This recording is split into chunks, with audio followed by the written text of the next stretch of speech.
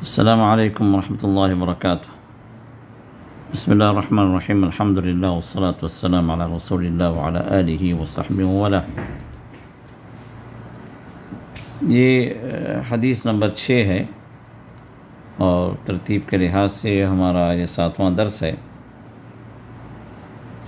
تو اس درس کا عنوان ہے دھوکہ اور فریب دینا حرام ہے، اور اس کے تحت جو حدیث ذکر کی گئی ہے اس کے راوی ہیں ابو ہریرہ رضی اللہ عنہ۔ تو ہم حدیث کو پڑھیں گے، پھر انشاءاللہ اس کا ترجمہ اور راوی کی تعریف، پھر حدیث کا معنی، مفہوم اور اس کے فوائد، انشاءاللہ ان سب کی طرف ہم انشاءاللہ اس درس میں جانیں گے۔ تو آئیے ہم حدیث کی ابتدا کرتے ہیں۔ عن ابی ہریرہ رضی اللہ عنہ ان رسول اللہ صلی اللہ علیہ وسلم مر على صبرة طعام فأدخل يده فيها فنالت أصابعه بللا فقال ما هذا يا صاحب الطعام؟ قال أصابته السماء يا رسول الله قال أفلا جعلته فوق الطعام كي يراه الناس من غش فليس مني رواه مسلم والترمذي۔ ابو ہریرہ رضی اللہ عنہ فرماتے ہیں کہ رسول اللہ صلی اللہ علیہ وسلم مر علی صبرۃ طعام، رسول اللہ صلی اللہ علیہ وسلم گزرے ایک کھانے کی اشیاء کا ڈھیر لگا ہوا تھا، ایک صاحب بیچ رہے تھے کھانے پینے کی چیزیں، جیسے خورد و نوش کی چیزیں جو کہتے ہیں۔ تو کسی کھانے کی چیز کا ممکن ہے کھجور رہے ہوں، ممکن ہے کوئی اناج رہا ہو، وہ ڈھیر تھا بیچنے کے لیے وہ رکھے ہوئے تھے۔ فأدخل یدہ، تو رسول اللہ صلی اللہ علیہ وسلم نے اس ڈھیر کے اندر آپ نے اپنا ہاتھ داخل کیا۔ فنالت اصابعہ بللا، پھر تو آپ کی انگلیوں کو تری لگی، گیلا پن لگا، آپ کی انگلیاں بھیگ گئیں۔ تو آپ نے استفسار کیا، فرمایا، پوچھا، فقال ما هذا یا صاحب الطعام، اے کھانے کی چیز بیچنے والے، یہ کیا ہے، کیا دیکھ رہا ہوں میں، کیا چیز مجھے جو ہے لگی ہے، یہ گیلا پن یہ کیوں ہے؟ تو انہوں نے کہا کہ اصابت السماء یا رسول اللہ، اے اللہ کے رسول صلی اللہ علیہ وسلم، یہ اس کو آسمان کی بارش پہنچ گئی ہے، نہیں رات میں بارش ہوئی تو اس کی وجہ سے یہ گیلا پن آ گیا ہے۔ تو رسول اللہ صلی اللہ علیہ وسلم نے فرمایا افلا جعلتہ فوق الطعام کی یراہ الناس، تو یہ جو گیلا پن ہے، جو اناج ہے، یہ گیلا اناج تم نے اوپر کیوں نہیں رکھ دیا تاکہ لوگ دیکھ سکیں، لوگوں کو معلوم ہے کہ یہ گیلا ہے، اوپر سے سوکھا ہے اور نیچے سے گیلا تم نے جو رکھ دیا، تو لینے والے کو تو نہیں پتہ کہ نیچے گیلا پن ہے۔ تو اگر تم اس کو نیچے والی چیز کو اوپر کر دیتے تو لوگ دیکھ پاتے، لوگوں کو معلوم ہو جاتا کہ بھئی یہ اس طرح کا اناج ہے۔ پھر آپ نے ارشاد فرمایا من غش فلیس منی، جو دھوکہ دے وہ مجھ سے نہیں۔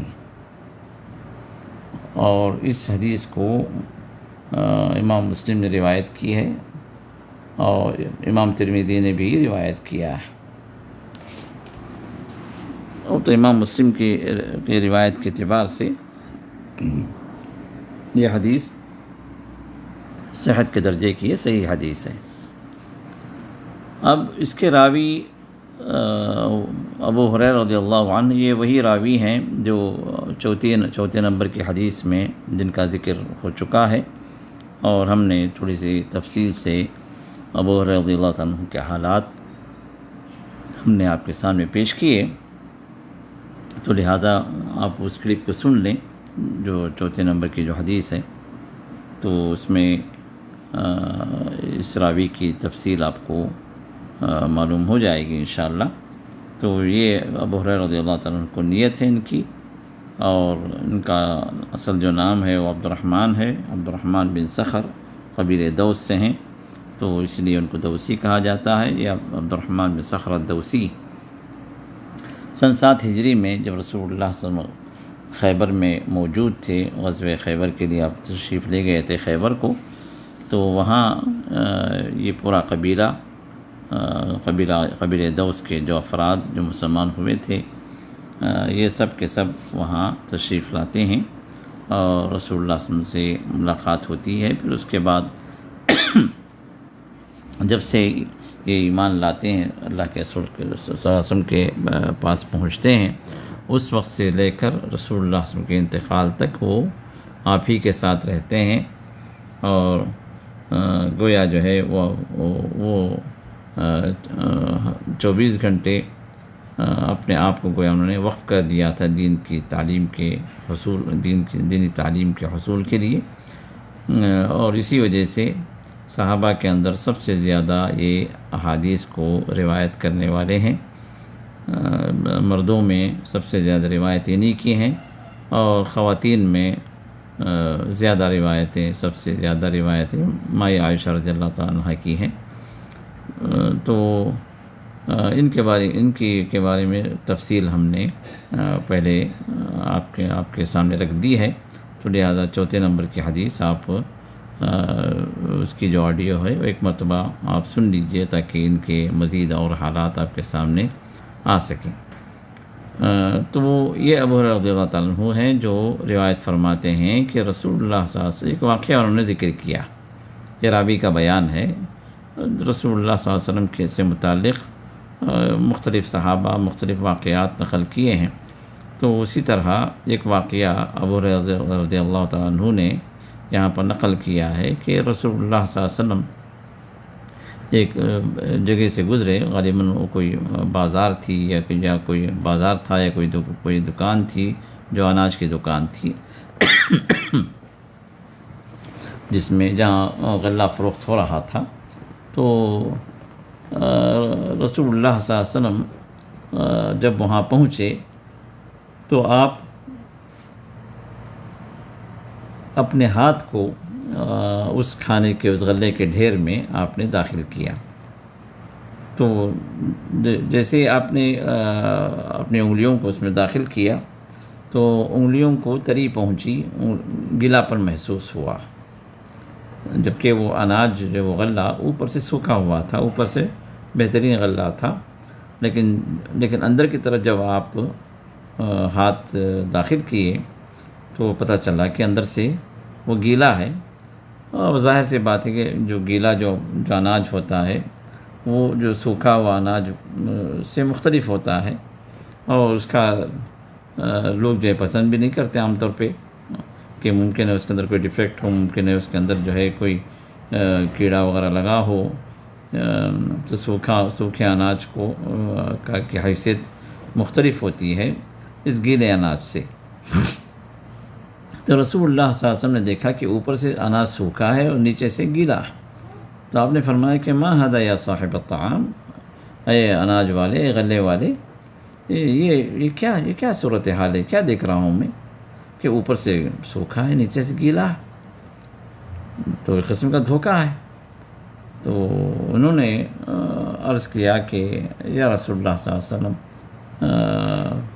رات میں بارش ہوئی تھی، یا کہ ممکن ہے شبنم کی تری اتر گئی ہو، تو انہوں نے کہا اصابت السماء، یعنی آسمانی کوئی چیز اس کو پہنچی ہے، یعنی ممکن ہے وہ بارش رہی ہو، یا ممکن ہے وہ شبنم کی تری ہو جو اندر اتر گئی۔ تو انہوں نے کہا کہ رسول اللہ صلی اللہ علیہ وسلم اس طرح کا مسئلہ ہے، میں نے عمدن کوئی ایسی چیز نہیں کی کہ جس سے دھوکہ ہو۔ تو آپ نے فرمایا کہ اگر یہ بات نہیں ہے کہ تم نے عمدن کوئی کام نہیں کیا ہے، تو پھر افلا جعلتہ فوق الطعام کی یراہ الناس، جو نیچے کا جو گیلا اناج ہے، نیچے کا جو گیلا غلہ ہے، اس کو تم نے اوپر کیوں نہیں کر دیا، تاکہ لوگ دیکھ سکیں، لوگوں کو پتہ چلے کہ بھئی یہ اس طرح کا اناج ہے، اس طرح کا غلہ ہے، پھر جو خریدنے والا ہے وہ خریدے، جو نہیں خریدنا چاہے وہ نہ خریدے۔ اب اوپر سے سوکھا غلہ دکھا کر تم جب بیچو گے تو نیچے والا گیلا غلہ بھی اسی کے ساتھ تم اس کو فروخت کر دو گے۔ اب یہ جائز نہیں ہے، یہ دھوکہ ہے۔ پھر رسول اللہ صلی اللہ علیہ وسلم نے یہ بات ارشاد فرمائی، من غش فلیس منی، جو دھوکہ دے وہ مجھ سے نہیں۔ ایک اور روایت میں من غشنا فلیس منا، جس نے جو ہے ہمیں دھوکہ دیا، ہمیں دھوکہ کا مطلب ہے کہ ہماری امت کو دھوکہ دیا، امتیوں کو دھوکہ دیا، فلیس منا، وہ ہم میں سے نہیں ہے، یعنی اس امت سے نہیں ہے۔ تو یہ بہت بڑی بات رسول اللہ صلی اللہ علیہ وسلم نے اس موقع پر بیان فرما دی کہ جو انسان دھوکہ دینے والا ہے اس امت کے کسی بھی فرد کو، در حقیقت رسول اللہ صلی اللہ علیہ وسلم کے طریقے پر نہیں ہے، اور رسول اللہ صلی اللہ علیہ وسلم سے اس کا کوئی تعلق نہیں ہے۔ تو اس حدیث کے اندر ہمیں اس بات کا پتہ چل رہا ہے کہ سب سے پہلے جو والی ہو، ذمہ دار ہو، مسئول ہو کسی علاقے کا یا کسی جگہ کا، تو وہ حالات پر نظر رکھے، یہاں تک کہ بازار میں کیا ہو رہا ہے اس سے بھی وہ چشم پوشی نہ کرے، اس کی بھی خبرگیری کرے۔ اب یہاں محمد رسول اللہ صلی اللہ علیہ وسلم اتنے زیادہ مصروف ترین انسان، جس میں آپ کے منصب نبوت پر فائز اللہ کے رسول رسالت کی ذمہ داریاں ہیں، دعوت و تبلیغ کے کام ہے، جہاد جو مسلسل ہو رہے ہیں، غزوات ہو رہے ہیں، جنگیں ہو رہی ہیں، پھر امور سلطنت کو سنبھالنا بھی ہے، حکومت کی ذمہ داریاں بھی ہیں، پھر لوگوں کے مسائل وہ حل کرنا بھی ہے، لوگوں کو دین سکھانا بھی ہے، اور پھر اپنے گھر کے مسائل اور ازواج مطہرات کو وقت بھی دینا ہے۔ باہر سے وفود آتے ہیں، ان کے ساتھ جو ہے ڈیلیگیشن کا استقبال، اور ان کے ساتھ بیٹھکیں، اور ان کے خدشات، ان کے شبہات، ان سب کا جواب دینا کام ہی کام ہے۔ رسول اللہ صلی اللہ علیہ وسلم کی ذمہ داری ہم تصور نہیں کر سکتے، کیونکہ دنیا کی بھی ذمہ داری تھی آپ بحیثیت مدینہ کے حاکم ہونے کے، اور دین کی بھی ذمہ داری تھی بحیثیت رسول ہونے کے اور نبی ہونے کے، لیکن اس کے باوجود بھی رسول اللہ صلی اللہ علیہ وسلم اپنا وقت نکالتے ہیں اور بازار کا چکر بھی لگاتے ہیں، دکانوں کا چکر بھی لگا رہے ہیں، اور دکانوں میں کیا ہو رہا ہے، کیسے بیچ رہے ہیں، حلال ہے یا حرام ہے، لوگوں کے لیے دھوکے والے مسئلے ہیں یا نقصان والے مسئلے ہیں، ان سب چیزوں کا آپ جائزہ لے رہے ہیں۔ اور اسی اثناء میں آپ نے دیکھا کہ ایک شخص جو ہے غلہ بیچ رہا ہے، اور آپ نے اس چیک کرنے کے لیے اپنا ہاتھ آپ نے اندر داخل کیا تو پتہ چلا کہ اوپر غلہ دوسرا ہے اور نیچے جو ہے غلہ دوسرا ہے، اوپر سوکھا ہے، خوشنما ہے، اور نیچے وہ غلہ بھیگا ہوا ہے اور ممکن ہے خراب ہو چکا ہو، یہ جس کو لوگ پسند نہ کرتے ہوں، اس طرح کا غلہ نیچے موجود تھا۔ تو یہاں یہ بات واضح طور پر میں سمجھ میں آتی ہے کہ محمد رسول اللہ صلی اللہ علیہ وسلم چونکہ اس مدینے کے ذمہ دار بھی تھے، تو آپ لوگوں کو نفع پہنچانا اور امت کو نقصان سے بچانا،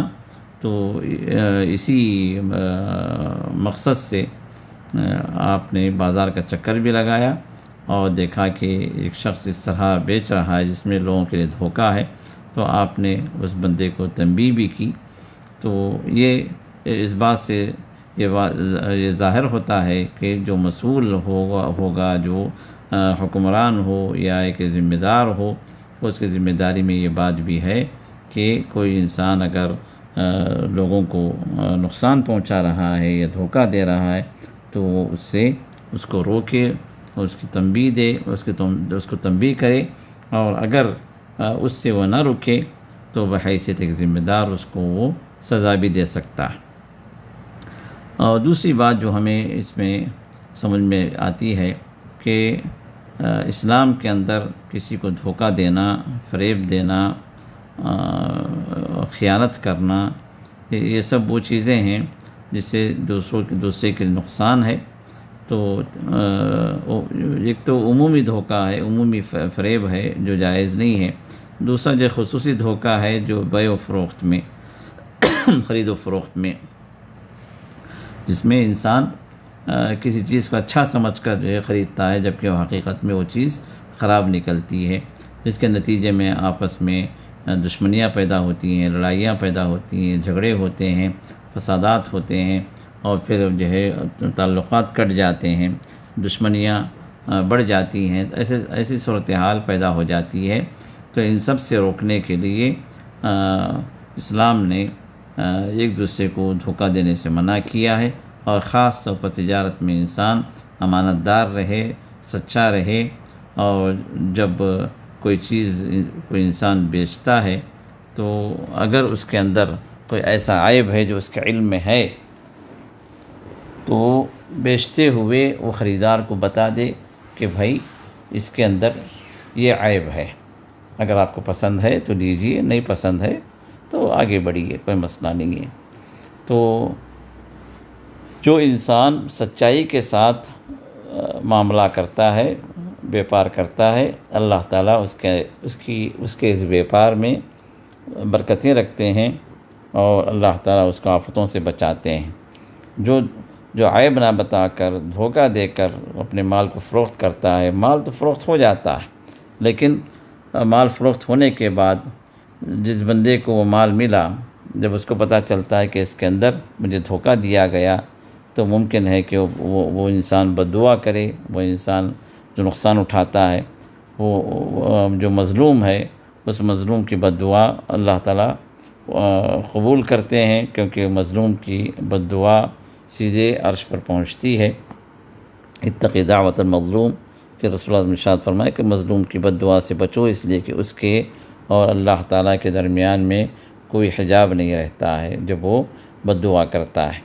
تو ممکن ہے اس کی بد دعا کی وجہ سے آپ کے کاروبار میں نقصان ہو، یا کہ آپ کا مال برکتوں سے خالی ہو جائے، اللہ کی رحمتیں آپ سے اٹھ جائیں، دنیا بھی خسارے میں ہوگی،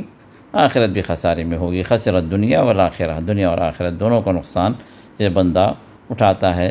چند سکوں کے عوض میں، چند سکوں کے لالچ میں، اس دنیا کے ایک تھوڑے سے فائدے کے لیے دوسروں کو دھوکہ دے کر جو انسان کماتا ہے،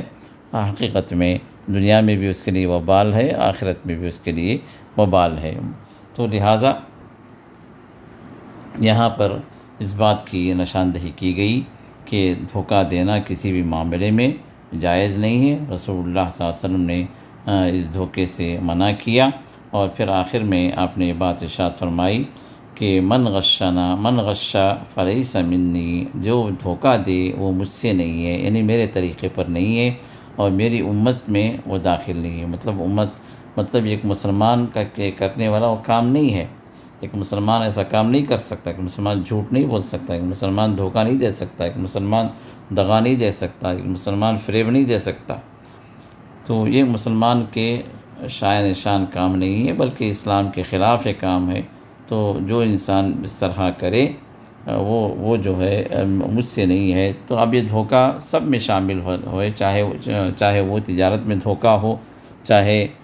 وہ لین دین میں دھوکہ ہو، چاہے وہ شادی بیاہ کے مسائل میں دھوکہ ہو، کئی لوگ جو دھوکہ دے کے شادی کرتے ہیں، غلط باتیں بتا کے جو دھوکہ دیتے ہیں، چاہے وہ امتحان میں دھوکہ ہو، جیسے کچھ لوگ امتحان میں کاپی مارتے ہیں، کاپی مار کے جو ہے وہ اپنا پرچہ لکھتے ہیں، یا کہ چاہے وہ کتاب میں دیکھ کر ماریں، یا کہ جو ہے بازو والے سے دیکھ کر نقل کرے، یا اپنے ساتھ کچھ کاغذ میں لکھ کر لے جا کر وہ دیکھ کر لکھیں۔ جو مختلف طریقوں سے لوگ یہ نقل کرتے ہیں، کاپی مارتے ہیں، یہ خود بھی دھوکہ ہے۔ اور اب رسول اللہ صلی اللہ علیہ وسلم نے یہاں پر عام بات ارشاد فرما دی کہ جو کوئی دھوکہ دے وہ مجھ سے نہیں ہے۔ اور ایک اور روایت میں من غشنا فلیس منا، جو کوئی ہمیں دھوکہ دے وہ ہم سے نہیں ہے، یعنی ہمیں مطلب جو ہے ہماری امت کو یا امت کے کسی بھی فرد کو دھوکہ دے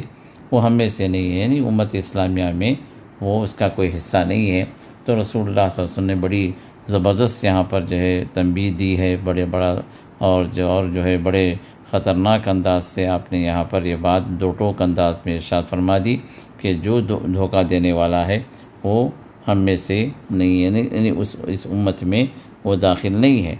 تو لہٰذا جہاں تک ہو سکے انسان کوشش کرے کہ وہ سچائی پر رہے، وہ جو ہے اپنی تجارت میں، اپنے لین دین میں جھوٹ سے پرہیز کرے، اور جو حقیقت ہے، جو سچائی ہے، اس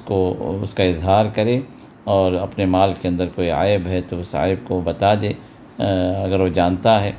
کہ بھائی اس کے اندر یہ عیب ہے، اگر آپ کو پسند ہے تو آپ لے لیں۔ ممکن ہے اس عیب کی وجہ سے کچھ جو ہے اس کی قیمت کم ہو جائے، اس کی ویلیو کچھ کم ہو جائے خریدار کی نظر میں، کچھ پیسے وہ کم دے۔ اب بظاہر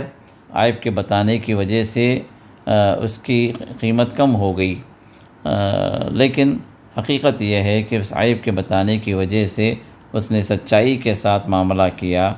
دھوکے سے دور ہو کر اس نے تجارت کی، تو پیسے کم ملنے کے باوجود بھی اللہ تعالیٰ ان پیسوں کے اندر برکت عطا کرتے ہیں، اپنے رحمتوں کو نازل کرتے ہیں، برخلاف ان پیسوں کے جس میں عیب چھپا کر جس میں تجارت کی گئی اور بظاہر اچھی خاصی رقم مل گئی، لیکن یہ رقم جو ملی چونکہ دھوکے سے ملی ہے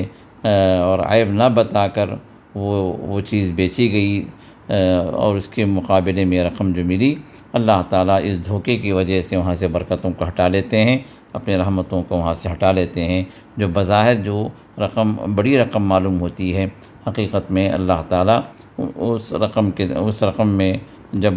برکت کو نہیں رکھتے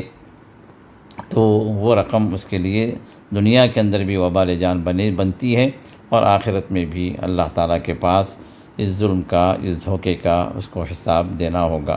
تو لہٰذا فوائد کے اعتبار سے اس حدیث کے اندر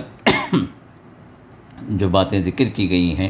ان میں سے پہلی بات یہ ہے کہ بیچنے والے پر سامان تجارت کا عیب اور اس کے پوشیدہ اوصاف بیان کرنا واجب ہے، اگر وہ نہ جانتے ہوئے بھی خریدار کو نہ بتائے تو گنہگار ہے۔ نمبر 2، معاملات میں دھوکہ فریب دینا حرام ہے، اور جس نے ایسا کیا اس کے لیے سخت وعید ہے۔ سخت وعید ہے کیا ہے کہ وہ رسول اللہ صلی اللہ علیہ وسلم کی امت سے ہی خارج بندہ ہے، دنیا میں بھی اس کا حکم جو امت اسلامیہ کے اندر گویا وہ امت اسلامیہ کا فرد نہیں ہے، اور قیامت میں بھی رسول اللہ صلی اللہ علیہ وسلم اس کی امت سے اللہ کے رسول انکار کر دیں گے، جس کا مطلب یہ کہ اللہ کے رسول صلی اللہ علیہ وسلم کی شفاعت بھی شاید اس کو نصیب نہ ہو، ایسے بد نصیب کو۔ اور تیسری بات یہ ہے کہ مسلمانوں پر ایک دوسرے کو نصیحت کرنا واجب ہے، کیونکہ یہاں پر رسول اللہ صلی اللہ علیہ وسلم نے اس بندے کو جس نے غلط کاری کی اس کو اپنے نصیحت فرمائی اور جو تنبیہ فرمائی، تو لہذا مسلمان ایک دوسرے کا خیر خواہ ہونا چاہیے ہر مسلمان کو۔ النصح لکل مسلم، رسول اللہ صلی اللہ علیہ وسلم اس بات پر بلا بیعت لیتے تھے کہ ہر مسلمان کے لیے خیر خواہی کا معاملہ ہو، اور ہر مسلمان کے لیے آپ اچھا چاہیں گے، خیر چاہیں گے، برا اس کا نہیں چاہیں گے۔ یہ خود بھی اسلام کا ایک بہت اہم ترین معاملہ ہے کہ ہر مسلمان ایک دوسرے کی خیر خواہی چاہے اور ایک دوسرے کو نصیحت کرے۔ اللہ تعالیٰ سے دعا ہے کہ جو کچھ ہم نے سنا، اللہ اس درس میں ہم نے جو کچھ حاصل کیا اس پر اللہ ہمیں عمل کی توفیق عطا کرے، اور ہر قسم کی برائی اور ہر قسم کے دھوکے سے اللہ تعالیٰ ہم سب کو محفوظ رکھے۔ وآخر دعوانا الحمد للہ رب العالمین۔ سبحان اللہ بحمدہ، سبحانک اللہم بحمدک، نشہد ان لا الہ الا انت، نستغفرک ونتوب الیک۔